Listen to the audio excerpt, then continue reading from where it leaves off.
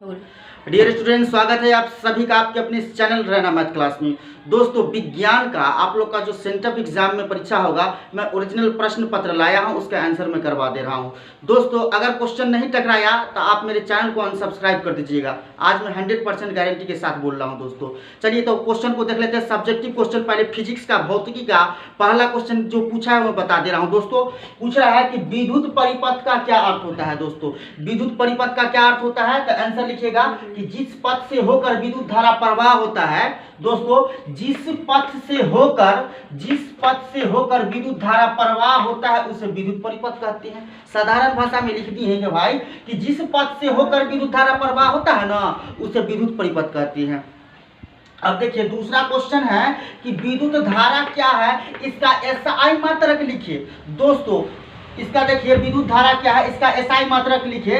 Answer होगा किसी चालक पदार्थ में किसी दिशा में दो बिंदुओं के बीच आवेश के व्यवस्थित प्रवाह को विद्युत धारा कहते हैं। दोस्तों क्या है कि किसी चालक पदार्थ में किसी दिशा में दो बिंदुओं के बीच आवेश के व्यवस्थित प्रवाह को विद्युत धारा कहते हैं। दोस्तों इसका एसआई मात्रक, विद्युत धारा का एसआई मात्रक एम्पियर होता है। बढ़ते हैं अगले प्रश्न की ओर।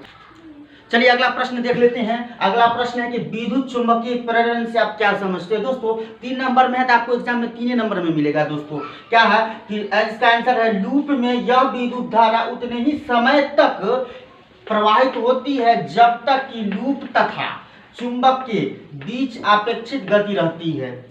इस प्रकार उत्पन्न होने वाली धारा को प्रेरित धारा तथा इस घटना को विद्युत चुंबकीय प्रेरण कहते हैं। दोस्तों सबसे पहले आप इसको स्क्रीनशॉट ले लीजिए। बढ़ते हैं अगले प्रश्न की ओर।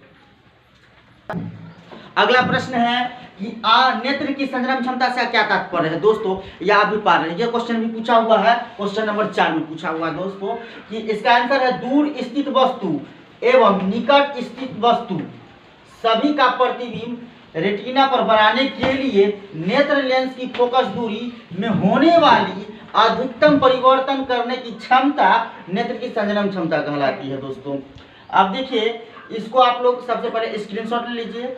बढ़ते हैं अगला प्रश्न जो है, अगला प्रश्न है तारे क्यों टिमटिमाते हैं। दोस्तों तो तारे जो है टिमटिमाते हैं अगर हवा के विभिन्न परतों में तापमान अलग अलग होता है, इस कारण उसका घनत्व भी कम होता है। इसलिए तारों में आता प्रकाश इन वायु परतों में विभिन्न मात्रा में परिवर्तित होते रहता है, इसलिए हमारे नेत्र में तारे टिमटिमाते नजर आते हैं। अगर वीडियो अच्छा लगा होगा तो लाइक कीजिएगा, कमेंट कीजिएगा, सब्सक्राइब कीजिएगा, दोस्तों में फैलाइए।